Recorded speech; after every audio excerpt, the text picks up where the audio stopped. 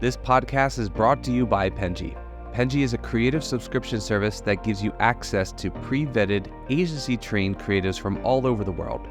From graphic design to illustrations to social media management and web development, it's all included for one monthly price. It's time to say goodbye to the hassle of searching for top-notch creative talent.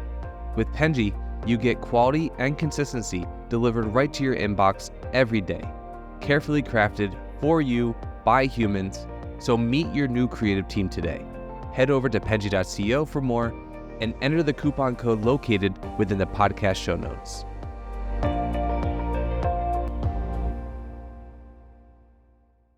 Hello, everybody. Welcome to the First 100 podcast. This is the podcast where we explore the journey of entrepreneurs, business owners, agency leaders who share with us the experiences that they've had, strategies, challenges, and triumphs that have led them to secure those first 100 customers.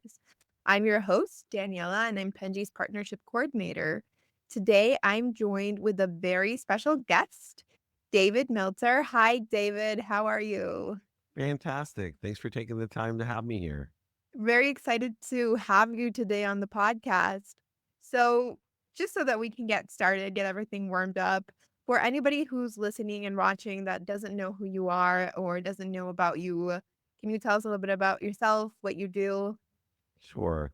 Well, I kind of lived a journey of three different worlds. Started with the world of not enough, where I was born in Akron, Ohio, to a single mom with six kids who packed my dinner in a paper bag as she was a second grade teacher, and then filled up turnstiles at convenience stores with greeting cards just so we could eat. So my world of not enough as a victim, my solution was to be rich. I wanted to buy my mom a house and a car.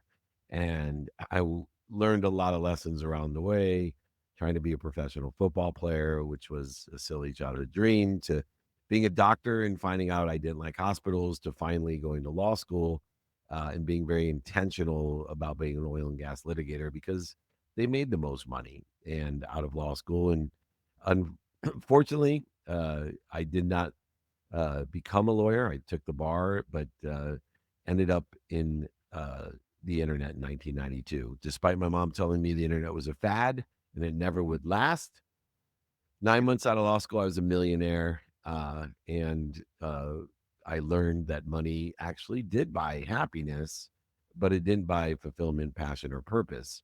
And 3 years after I graduated law school, we exited to Thomson Reuters for $3.4 billion. I then moved my technology career into middleware in the Silicon Valley, raised hundreds of millions of dollars. And in 1999, became CEO of Samsung's data division, their first convergence device. And I, at that time, 31 years old, thought I had everything. I lived in the world of just enough for me, buying stuff I didn't need to impress people I didn't like. Money did make me happy, but once again, did not bring me fulfillment, passion, or purpose. And I learned as I ventured to run the most notable sports agency in the world, Lee Steinberg Sports Entertainment. They made the movie Jerry Maguire about our firm. I learned that if your purpose is not greater than your pain, you're in big trouble. And so in 2008, running the most notable sports agency in the world, I lost everything. I lost over $100 million while I was married to my dream girl with three daughters under 10 who are healthy and happy.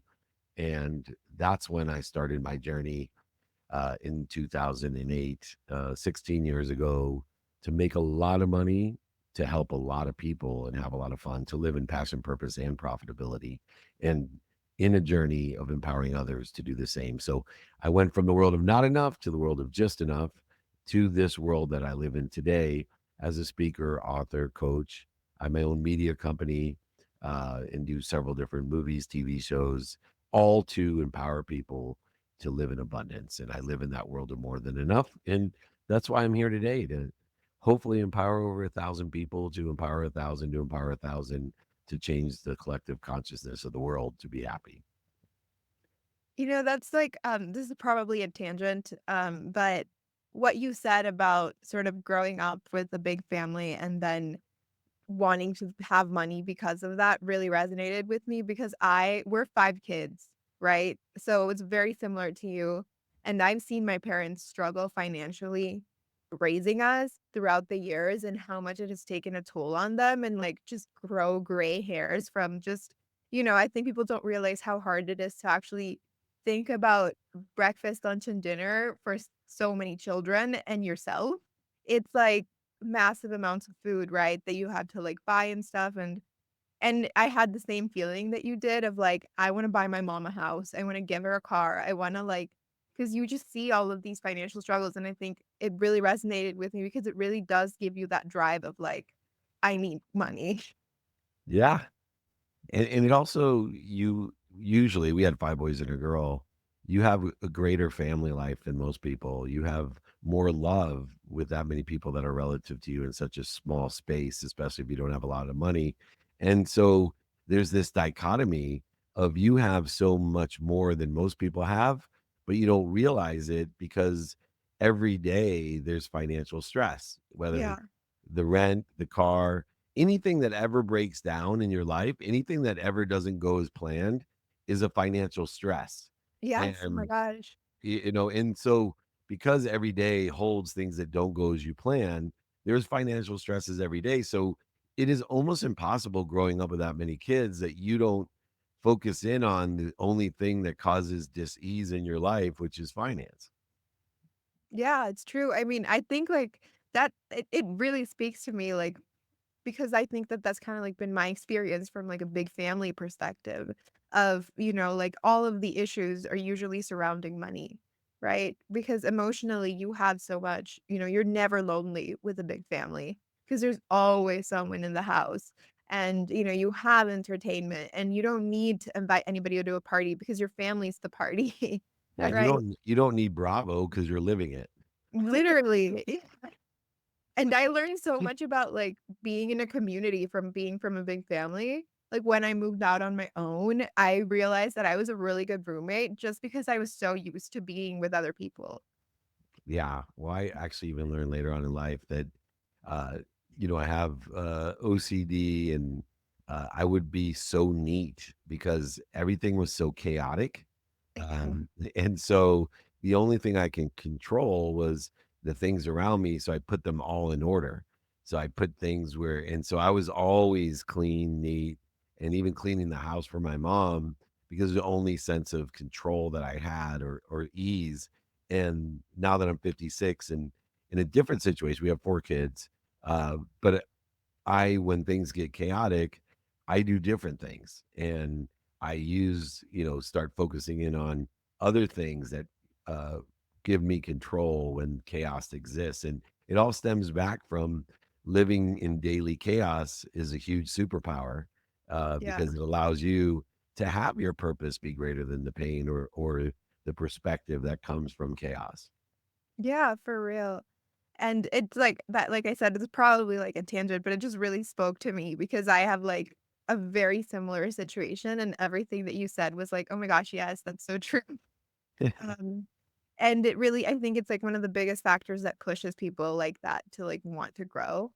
Which actually brings me to my first question, which is, I mean, you have had an incredible journey from like throughout your entire lifetime, right? You experienced lows and then highs and then lows and then highs. It's kind of like how you've described it.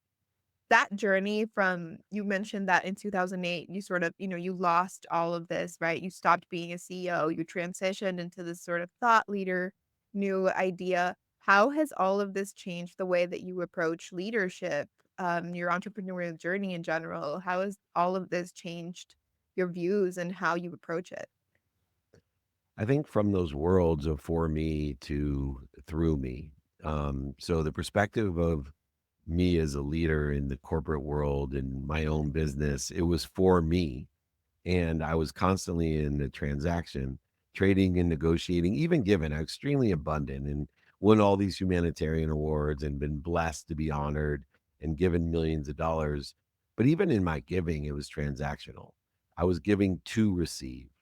And now, as a leader, I became an intelligent follower, someone who listens for what other people want, learning from them what they value to give them more of what they like and take away some, if not all, of what they don't like, to provide true value by empowering and elevating others, to elevate myself as a true leader.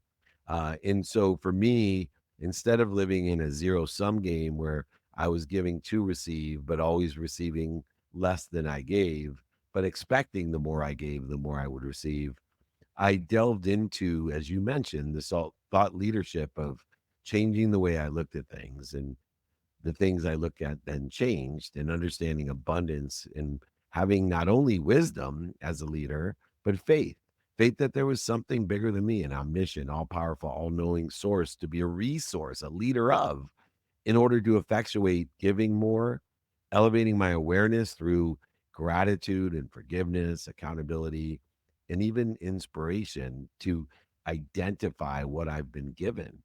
So the more that I would give, the more I could see what I was given. And no longer was I punished in the world of not enough as a victim, or living in the world of buying shit I didn't need to impress people I didn't like, but instead an elevated, abundant world, a unified, abundant system of thought that I could lead in, to give more and be given more, and then feel worthy through wisdom and faith, shortening the distance of resistance that I created for myself to receive more, and then even elevating my faith to ask for more.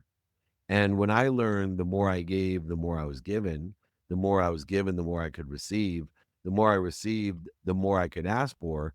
Instead of trading more for less, I gave more, was given more, received more, asked for more than more, now is able to give more than more, be given more than more, receive more than more, and ask for more than more than more. And I know where I'm going to end up when I'm 80, with more than enough of everything for everyone, living as a leader in abundant, with wisdom and faith, shortening the distance of resistance in my life. That's amazing.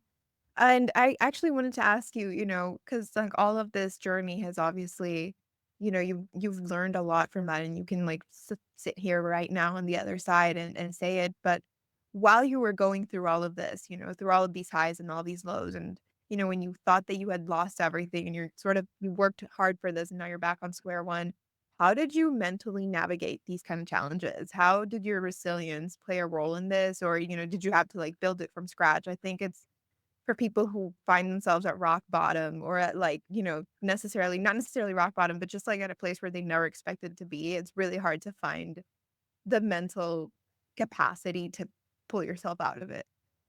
Yeah, I think understanding outcomes, and when I stopped focusing my attention and intention on the outcomes, what I wanted, what other people wanted, what was missing, what I didn't have, searching for what I was afraid of. And I realized that the search of outcomes and the search of fear are infinite in its nature. And it was a waste of my time. What I realized was, if I can analyze the enjoyment of the consistent, persistent pursuit of my potential by looking at the behaviors. See, good behaviors are only determined by yourself, what your divine direction is, of where you want to be or better. And we're only limited to where we get to by two things: the meaning of the past, the separation of the past, the failure, setbacks, mistakes of the past, successes, defining moments, even historical relevances of the past, and our self image. And we will never overachieve our own self image. And so when I started to analyze the values that I had and the practices of my behavior that I was utilizing, and how congruent it was with my execution on my behaviors, I realized that there is no pursuit of happiness, that happiness was the pursuit. And if I aligned my behavior and defined my behavior as good by aligning it with my divine direction in divine time, that the divine detours that occurred in my life, the problems, setbacks, mistakes, failures, which I had huge ones. I lost over $100 million, went bankrupt, even had to ask my mom to move out of her house. So you can imagine the divine detours that I took. But in that behavior, the only outcome that I'm concerned with is progress. And I'm too, as a human being, incapable of understanding or knowing how losing everything, how losing over $100 million could actually be a promotion and protect me from myself, and be a form of love to put me in a better place, a better situation, a divine direction. And that divine detour defined me as who I am today, and provided me the ability to make more money than I ever did, have more fun than I ever have, and live my life to help other people. And I help more people than I ever have. And so for me, I don't look at fear or outcomes. I only look at the reaction of me in my fear because it's instant and obvious. So when I'm angry, upset, resentful, separate, inferior, superior, anxious, frustrated, guilty, resentful, it's obvious and it's instant. And so I just use time to spend minutes and moments interfering with where I want to be. So instead of trying to get more in a transactional way my whole life, I am already there. I am happy. I am healthy. I am wealthy. I am worthy. I just got to figure out what I'm doing to interfere with it. And it's the reaction to fear that interferes with it. And I want to spend less time in that reaction to fear. And so that's been the strategy of knowing my values, gratitude, forgiveness, accountability, and inspiration in an execution model based off of daily practices, behaviors of knowing what I want today by not only creating a divine direction, but looking at the meaning of the past, who I can help, who can help me, how best to get it done, and then prioritize my day accordingly and apply my why, not search for it.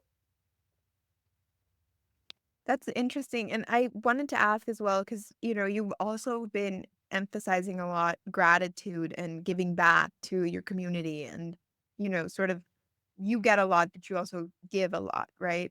How can any individual or any, I suppose, future entrepreneur, future leader apply that into their own growth and into their own life? I think a lot of people struggle with that, especially when growth is very sort of individually focused, right? Of like, I have to grow, I have to grow. I don't have space for anybody else. Yeah, well, it's knowing your who, because the fastest way to get to where you want to be is finding someone that's already there and asking them for directions and then helping other people get to where they want to be. That's the easiest and fastest way to get there. That's why my prayer every morning is not only may God put at least 10 people in front of me that I can help, but I also pray for 10 people that can help me get to where I want to be.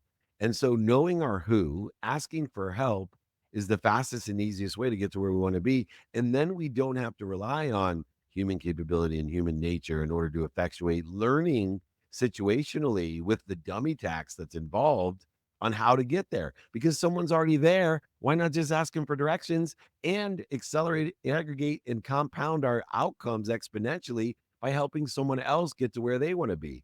And so I always say, know your who, and you will get to where you want to be or better. It's the number one mistake that I had made in my past. And it's the advice that I would give my 16, 26, 36, 46, and even 56-year-old self. Ask for help. Know your who you can help and who can help you. That's really interesting, like relying on others and asking for help is definitely one of the things that for us humans are is hardest to do and very overlooked for sure. Yep. No, it's the biggest mistake of my life. And I help encourage other people to ask for help. Well, David, it's been really interesting to learn all of these things from you. I think it has been a really eye-opening conversation, and our viewers will be very excited to learn all of this. But for anybody who would like to talk to you or learn more about you or, you know, maybe ask for your services, where can floor's yours to tell us where we can go and find you. Well, thank you so much. I want to offer everyone in your community my book. So I will sign my book, send it to you. I'll pay for the book, pay for shipping. Uh, David at dmeltzer.com. I answer all the emails myself. You can find me anywhere. So Google me, David Meltzer, Instagram, Facebook, LinkedIn, YouTube, TikTok at David Meltzer. But the best way to reach me, get a free book. I'll send it to you, pay for shipping and the book, David at dmeltzer.com. Thank you so much for having me. Remember, everybody, be more interested than interesting. Be kind to your future self and do good deeds. Amazing. Thank you so much for doing this. And for everybody watching, I will be adding all of your information to the description so that those that are watching this can go in and click on the links. And for those listening, go to the video. No, I'm kidding. The we will also be adding it to the description for everything where we post this. And it was great having you today. Thank you for having me. God bless you. I'll see you soon. All right, everybody. I'll see you on the next episode. You've been listening to Fully Managed, brought to you by Penji. Check out the show notes to learn more about today's guest, and to learn more about Penji, the human-first creative subscription service, head over to penji.co. And by the way, if you're still listening, it would mean the absolute world to us if you were to share this podcast with a friend and, of course, subscribe.